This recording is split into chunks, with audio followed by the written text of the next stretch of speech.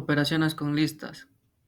En Python, cuando asignas una lista a otra variable, no se copia su contenido, sino la referencia a la misma ubicación en memoria, lo que significa que en ambas variables pues apunta al mismo espacio de memoria. Si modificas un elemento de una lista, el cambio también se va a poder ver afectado en la otra lista. Esto ocurre porque las listas son objetos mutables y se manejan por referencia. Es importante para que no puedas tener errores al trabajar con listas. En el ejemplo, cuando asignas lista 1 a lista 2 con lista 2 igual a lista 1, no se copia el contenido de la lista, sino que ambas variables apuntan al mismo lugar en memoria. Así, cuando modificas el contenido de la lista 1, también se refleja en la lista 2. Por eso, al imprimir lista 2 se obtiene lista 2 en lugar de lista 1, ya que ambas comparten la misma referencia. Las rebanadas poderosas permiten crear sublistas o copiar listas completas. La notación te da una forma muy flexible de trabajar con partes de las listas. Tienes que recordar que el índice fin no incluye el valor en esa posición, lo que es un detalle clave para entender cómo funcionan las rebanadas.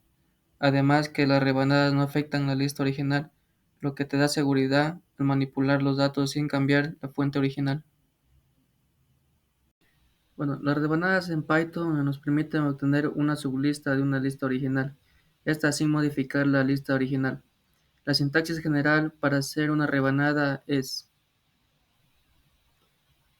star, que es el índice del primer elemento que se incluirá en la sublista. Si no es específica, Python toma el valor de 0 por defecto.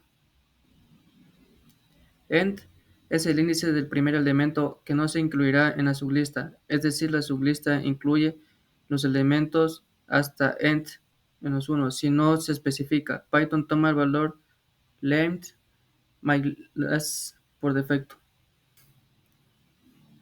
Los índices negativos en Python permiten acceder a los elementos de una lista desde el final hacia el principio. Es útil cuando se sabe el tamaño exacto de la lista, pero se quiere trabajar con los últimos elementos. Un índice negativo de -1 se refiere al último elemento de la lista. Un índice negativo de -2 se refiere al penúltimo elemento la, de la lista, así sucesivamente.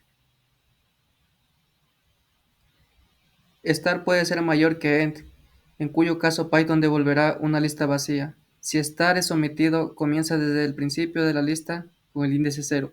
Si end es omitido, termina en el último elemento de la lista. Los operadores in y not in en Python se utilizan para verificar si un elemento está o no presente en una colección, como en una lista o cadena. El operador in devuelve true si el elemento está en la colección y false si no lo está. El operador not in devuelve true si el elemento no está en la colección y false si está presente. Son útiles para realizar búsquedas rápidas en estructuras de datos. Listas dentro de otras listas. En Python se puede tener listas dentro de otras listas, lo que se conoce como listas anidadas. Estas listas pueden contener otros elementos de listas, lo que permite organizar los datos de manera jerárquica o multidimensional. Listas dentro de otras listas. En Python se puede tener listas dentro de otras listas, lo que se conoce como listas anidadas. Estas listas pueden contener otros elementos de listas, lo que permite organizar los datos de manera jerárquica o multidimensional. Listas dentro de otras listas. En Python se puede tener listas dentro de otras listas, lo que se conoce como listas anidadas. Estas listas pueden contener otros elementos de listas, lo que permite organizar los datos de manera jerárquica o multidimensional. Listas dentro. Conclusiones. Las listas de Python son estructuras de datos ordenadas y se puede acceder a sus elementos mediante índices empezando desde el cero. Se puede modificar los elementos de una lista asignada un nuevo valor a un índice en específico. Si necesitas cambiar un elemento en una lista, solo debes utilizar el índice correspondiente para asignar un nuevo valor. Arreglos de dos dimensiones. En Python, los arreglos de dos dimensiones son comúnmente presentados como listas de listas. Esto es útil cuando deseas almacenar datos en una estructura tabular, como una matriz o una tabla. Creación de un arreglo de dos dimensiones. Para crear un arreglo de dos dimensiones simplemente se debe definir una lista que contenga otras listas. Cada una de esas listas presentarán una fila en tu arreglo. Conclusiones. Los arreglos de dos dimensiones en Python son listas dentro de listas. Permiten organizar datos en filas, columnas. Se puede acceder y modificar el elemento usando el índice doble, lo que facilita la manipulación de matrices o tablas. Listas multidimensionales en aplicaciones avanzadas. Las listas multidimensionales en Python se utilizan para organizar y almacenar datos en estructuras tabulares o múltiples dimensiones, permitiendo representar matrices, tablas o cualquier tipo de datos relacionados.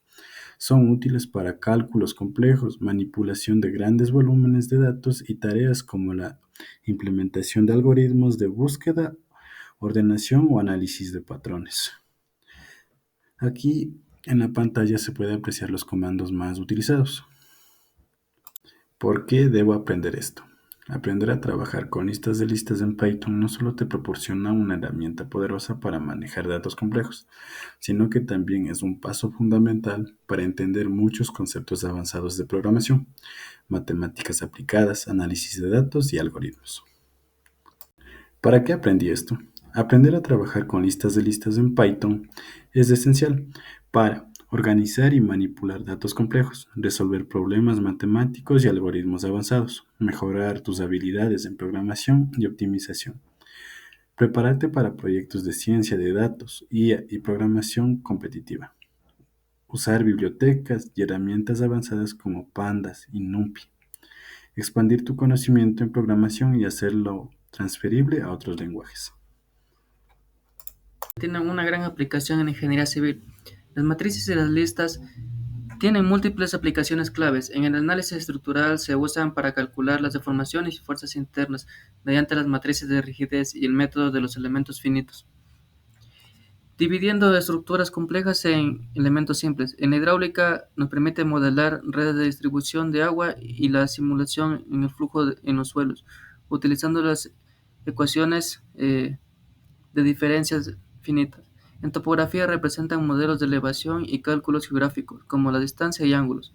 En resistencia de materiales ayudan a analizar fuerzas, momentos, tensiones y deformaciones en estructuras y materiales. Finalmente, en la geotecnia, las matrices modelan esfuerzos y deformaciones del suelo, aplicando el método de elementos finitos para diseñar cimentaciones en terrenos con propiedades variables.